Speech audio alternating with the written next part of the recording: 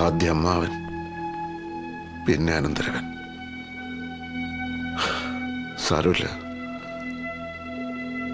നമ്മൾ അനുവദിച്ചാലല്ലാതെ മറ്റൊരാൾക്ക് നമ്മളെ ചതിക്കാൻ കഴിയില്ലെന്ന് എവിടെയോ വായിച്ചത് ഓർമ്മയുണ്ട്. തെറ്റെന്റെയാണ്, വേറെ ആരെയും കുറ്റപ്പെടുത്തിയിട്ട് കാര്യമില്ല. ആ പെൺകുട്ടി ഇപ്പൊ എവിടെയുണ്ട്? സത്യം എന്താണെന്ന് അറിയുന്നതിന് മുമ്പ് മുകുന്ദേട്ടൻ എങ്ങനെ പ്രതികരിക്കാന്നറിയാത്തോണ്ട് ഇങ്ങോട്ട് വിളിച്ചില്ലെന്നേ ഉള്ളൂ. മായ,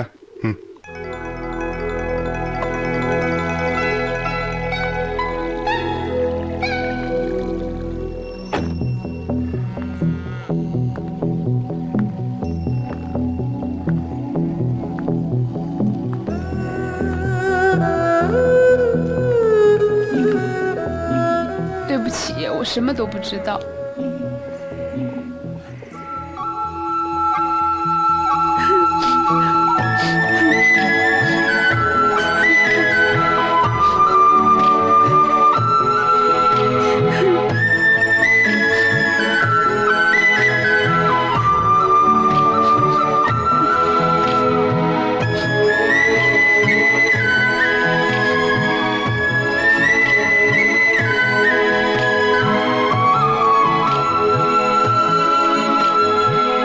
മുകുന്ദേട്ടൻ വിചാരിക്കണ പോലെ ഇവള് കമ്മ്യൂണിസ്റ്റുകാരിയൊന്നും അല്ല.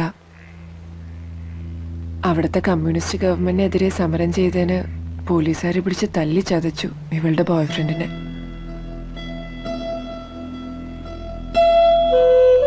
ശരീരം തളർന്നു കിടക്കണ അയാളെ ചികിത്സിക്കാനുള്ള കാശുണ്ടാക്കാനാ ഇവള് ദുബായിലെത്തിയത്. ഇപ്പോ കമ്മ്യൂണിസം എന്ന് കേട്ടാലേ ഇവൾക്ക് കലിയ. സഖാവ് കൃഷ്ണപിള്ള EMS ഒക്കെ സ്വന്തം വീട്ടിലെ കാരണവന്മാരെ പോലെയാണെന്ന് പറഞ്ഞിട്ടിപ്പോ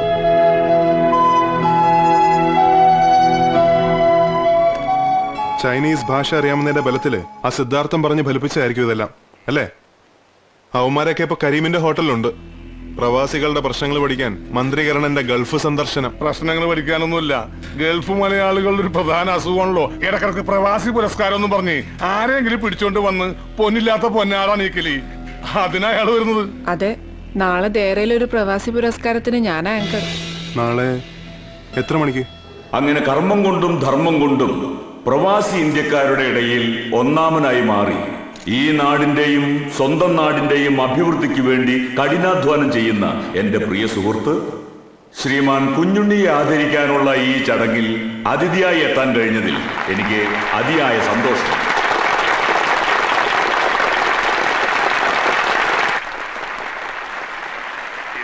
കാര്യങ്ങളൊക്കെ അൻവർ പറഞ്ഞു. ഈ ഒളിച്ചോട്ട് എന്തിനായിരുന്നു എനിക്ക് മനസ്സിലാവുന്നില്ല. മുകുന്ദ, ഞങ്ങളൊക്കെ ഇവിടെ ഉണ്ടായിരുന്നില്ലേ? പോട്ടെ, ഇനി അതൊന്നും പറഞ്ഞിട്ട് കാര്യമില്ല. ഹാളിൽ മന്ത്രി കർണന്റെ പ്രസംഗം നടക്കുക. തൊരപ്പം കുഞ്ഞുണ്ണിക്ക് പൊന്നാട.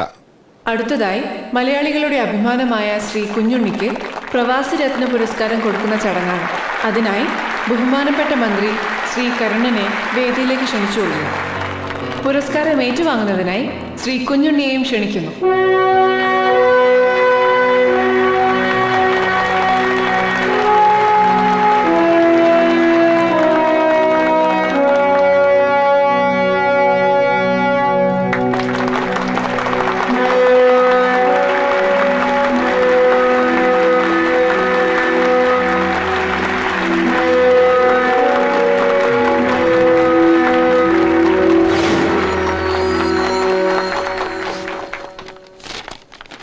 പ്രിയമുള്ള പ്രവാസി സുഹൃത്തുക്കളെ, ഈ ഊഷരമായ മരുഭൂമിയാണ് എന്നിലെ ബിസിനസ്സുകാരനെ വളർത്തിയത്, എന്നിലെ സാമൂഹ്യ പ്രവർത്തകനെ പ്രോത്സാഹിപ്പിച്ചത്. നിങ്ങളുടെ ഈ പ്രോത്സാഹനം എൻ്റെ കരളിനെ കുളിരണിയിക്കുന്നു. നന്ദി, ഒരായിരം നന്ദി. മലയാളിയുടെ മുഖം കാണുമ്പോൾ എനിക്ക് കവിത വരുന്നു. മലയാള മക്കളിൻ വാത്സല്യം നുകരുമ്പോ മറക്കുന്നു ഞാൻ ഒട്ടകത്തിൻ ചവിട്ടും കള്ളിമുള്ളിനാലേറ്റ കീറലും നീറ്റലും. പിന്നെ ഒരു പ്രത്യേക കാര്യം ഓർമ്മിപ്പിക്കാനുണ്ട്. എൻ്റെ ഏറ്റവും പുതിയ മ്യൂസിക് ആൽബം ഈ ഓഡിറ്റോറിയത്തിൻ്റെ പുറകിലുള്ള കൗണ്ടറിൽ വിൽപ്പനയ്ക്ക് വെച്ചിട്ടുണ്ട്. ഇവിടെ കൂടിയിരിക്കുന്ന എല്ലാ സംഗീത പ്രേമികളും അതിൻ്റെ ഓരോ കോപ്പി വാങ്ങി ഈ പാവപ്പെട്ട കലാകാരനെ അനുഗ്രഹിക്കണമെന്ന് വിനീതമായി അഭ്യർത്ഥിക്കുന്നു. എൻ്റെ പുതിയ ആൽബത്തിൻ്റെ പേര് പ്രണയ കല്ലോലിനി. നന്ദി, നമസ്കാരം.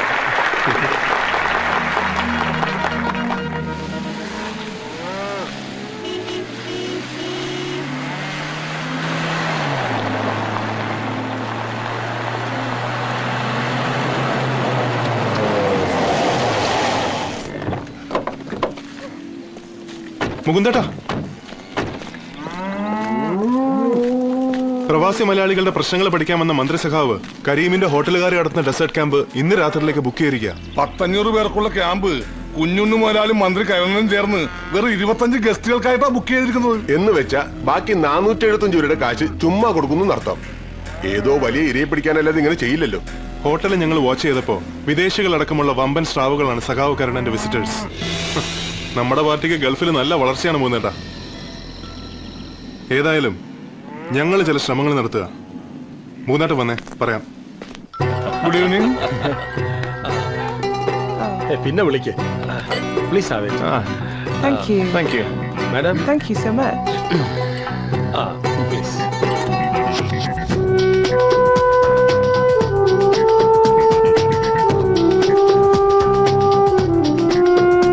ഒരുപാട് പ്രതിസന്ധികൾ ഫേസ് ചെയ്യേണ്ടതുണ്ട്. പാർട്ടിയെ കൺവിൻസ് ചെയ്യിക്കണം, പ്രതിപക്ഷത്തിന്റെ വായടയ്ക്കണം. പിന്നെ ഇങ്ങനെ ഒരു റയർ മെറ്റീരിയലിന്റെ ഡീലിംഗ് ആവുമ്പോ പൊതുജനങ്ങളെയും പേടിക്കണം. ശരിക്കും പറഞ്ഞാൽ ഞാനൊരു റിസ്ക് ആണ് എടുക്കുന്നത്. പിന്നെ കൈ നനയാതെ മീൻ പിടിക്കാമെന്ന് കരുതിയാണോ ഈ ഡീലിൽ ഇറങ്ങി പുറപ്പെട്ടത്? ഞാൻ പറയുന്നത് വേറെ ഒന്നും കൊണ്ടല്ല. ഇത്രയൊക്കെ കഷ്ടപ്പെട്ട് തുറപ്പിച്ചാൽ തന്നെ ഈ സായിപ്പ് പറഞ്ഞ പോലെ പ്രവർത്തിക്കുന്നുള്ളതിന് എന്താ ഉറപ്പ്? കാരണം ഞാൻ അതൊക്കെ ഈ സായിപ്പോട്ട് വിശദമായിട്ട് സംസാരിച്ചിട്ടുണ്ട്. അതൊക്കെ എനിക്ക് വിട്ടേക്ക്. നിങ്ങൾ പേടിക്കാതിരി, പ്രതിപക്ഷത്ത് ഞങ്ങളൊക്കെ തന്നെയല്ലേ. തുടക്കത്തിൽ ഞങ്ങൾ കുറെ ഒച്ചമ്പോളൊക്കെ ഉണ്ടാക്കും. അതെ, ആ തീ കിടത്തുന്ന കാര്യം നമ്മളേറ്റു. Be careful. You know where to keep it, right? Okay, Adu. Any problem?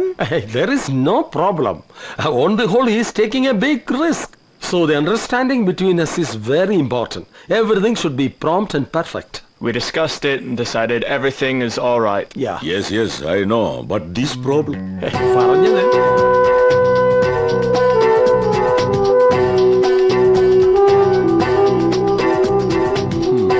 പറഞ്ഞത് തന്നെ പറഞ്ഞുകൊണ്ടിരുന്നിട്ട് കാര്യമില്ല. സായിപ്പ് കൊണ്ടുവന്ന കാശ് വാങ്ങി വെച്ചിട്ട് കൈ കൊടുക്കാറണ. ഡീൽ സൈൻ ചെയ്യാൻ സായിപ്പിനെ കേരളത്തിൽ കൊണ്ടുവരേണ്ട ഡേറ്റ് നാട്ടിൽ ചെന്നിട്ട് എന്നെ അറിയിച്ചാൽ മതി. Please give it madam. Okay. Here you go. Thank you. Thank you, madam. We have a success.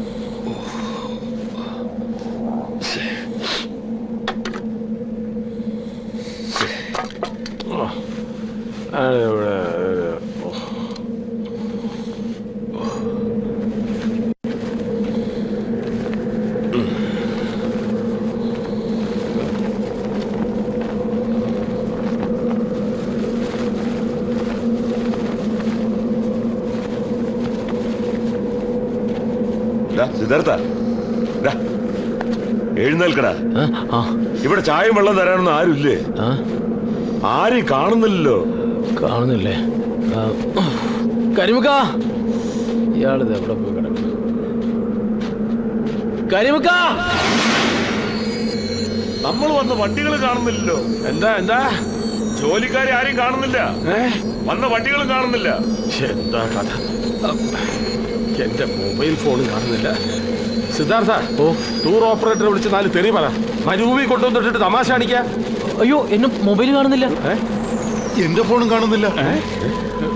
ആരുടെ ഫോണും കാണാല്ലോ എന്ന് പറഞ്ഞാൽ അതാരോ മനഃപൂർവ്വം ചെയ്ത പോലെ ഉണ്ടല്ലോ. നമ്മളിപ്പോ എന്ത് ചെയ്യും? നിങ്ങൾ രണ്ടുപേരും കൂടിയല്ലേ എല്ലാം ഏർപ്പാട് ചെയ്ത്? എന്നിട്ട് എന്നോട് ചോദിക്കുക. കരിമേ,